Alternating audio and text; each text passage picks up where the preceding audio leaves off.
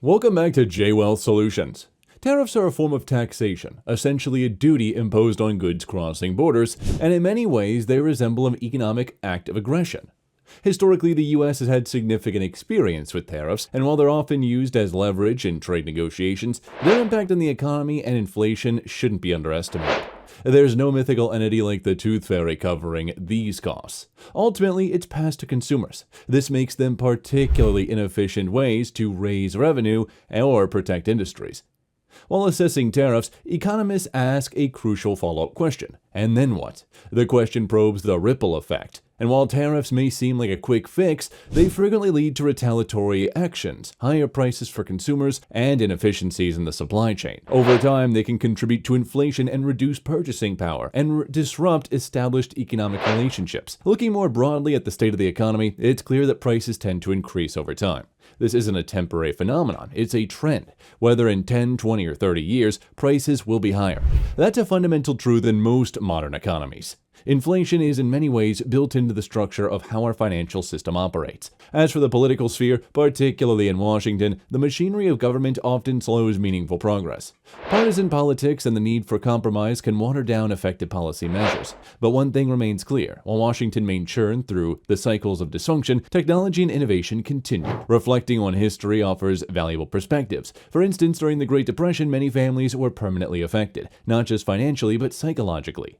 The 1929 market crash became historic. The emotional and financial scars of the era left a deep impression on generations. Warren Buffett, for example, was born in the 30s during the early stages of the Great Depression. His father was a stockbroker who, after the crash, found it difficult to face clients who lost money. As the economy froze and opportunities dried up, families like the Buffett family hunkered down, trying to weather the storm. Buffett's family was lucky. They had a supportive grandfather who ran a grocery store and allowed them to buy on credit. If institutions like the FDIC, which came into existence in 1934, had existed earlier, the outcome of the Great Depression may have been very different. The FDIC helped restore confidence in the banking system by ensuring depositors would not lose their savings if a bank failed. Before that, thousands of banks collapsed, wiping out the savings of ordinary Americans. The trauma of those experiences lasted far beyond the actual event. The Depression officially ended, but the psychological effects lingered. The stock market didn't fully recover until 1951. That's a 22-year span in which many people felt financially stagnant. By the time the Dow Jones Industrial Average returned to its former high, Buffett had already graduated. A whole generation lived with the belief that the market could crash at any time. However, America did eventually recover thanks in part to World War II, which unintentionally implemented massive Keynesian-style fiscal policies. Wartime spending drove huge government deficits, which in turn stimulated economic activity and pulled the country out of depression.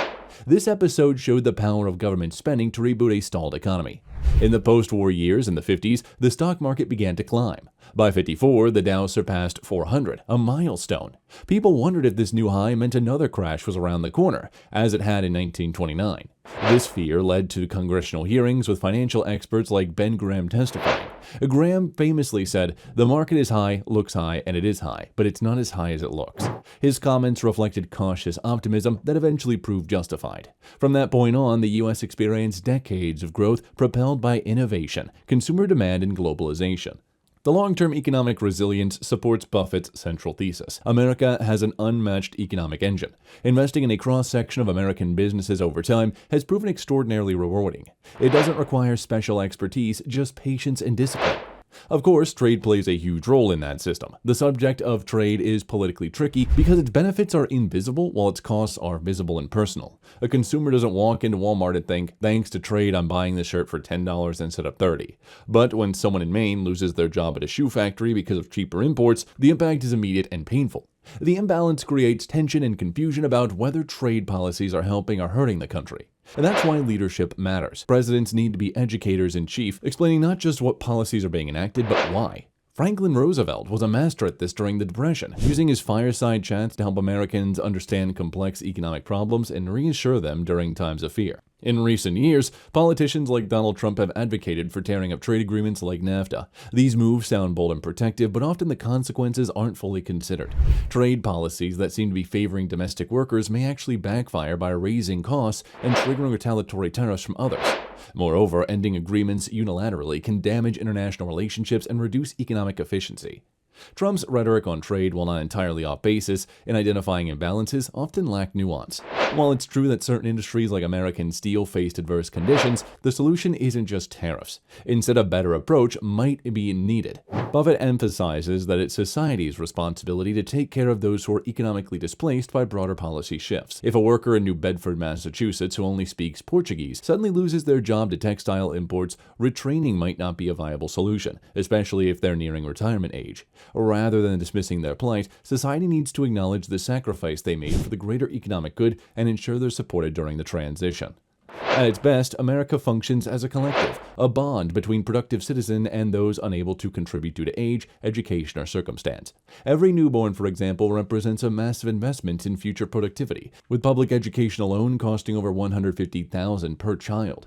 That social contract has evolved and improved over time, albeit imperfectly. Trade, when explained honestly and paired with thoughtful policy, remains a net positive, but it requires compassion, education, and foresight. Policies need to address both the big picture, global competitiveness, innovation, and growth, and the small picture, how real people and real towns are affected.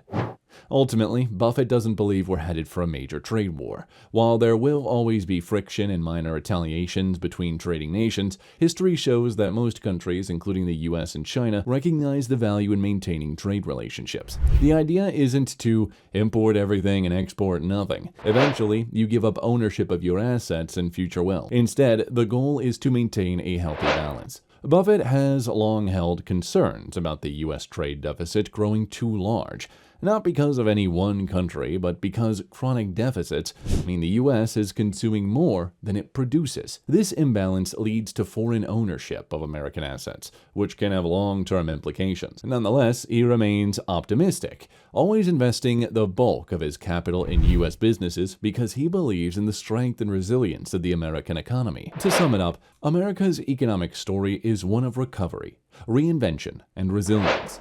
The path hasn't always been smooth, and missteps like misjudged tariffs or poorly explained trade policies can set us back. But as long as we focus on long-term value, support those who are hurt in the process, and believe in the American system, the odds remain in our favor. Trade, inflation, politics, they all play a part. But the ultimate driver of prosperity is trust in the system and the will to keep moving forward.